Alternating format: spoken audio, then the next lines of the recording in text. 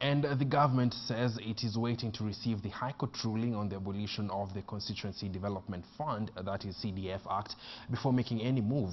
Devolution Cabinet Secretary Anne Waiguru said the government will wait for the interpretation of Friday's court ruling and will be handling the matter delicately, since there was a likelihood of some Kenyans challenging the ruling. But even as Waiguru spoke in Kerugoya, MPs and Kenyans across the country have weighed on the matter that touches on the practicality of every corner of the nation. KTN Samogina has more. He is the brainchild behind the Constituency Development Fund.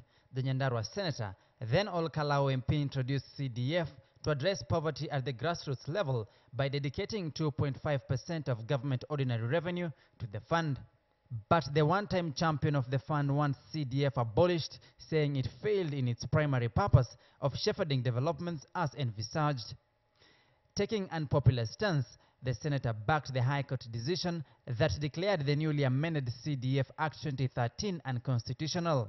Karue states that CDF was crafted with the old constitution in mind, but says even in the new dispensation, CDF has not really served its purpose of dealing with issues that sometimes led to fundraisers and MPs then were not able to address.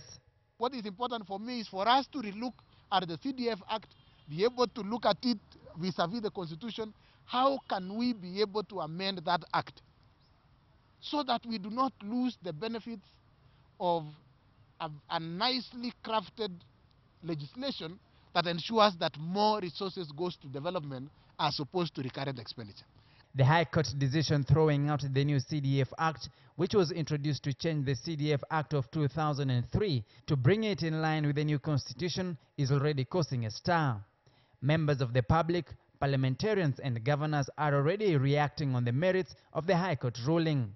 Since we are the lawmakers, we are just going to define the law, because I cannot agree that the CDF will be taken to the county government. I'm hoping that by Monday, when we meet as members of parliament from across bond, this issue, we are going to approach it from a bipartisan approach. All members from Jubilee, from CORD and from all affiliate parties, we are going to come up with a way forward. The CDF has been able to deal with the issues that are emerging and that are of significance and of importance to our people. You have a devolved government. Why can't we have a CDF devolved? Let our Chumbes stay in Nairobi as they like, but let's have the CDF to wards.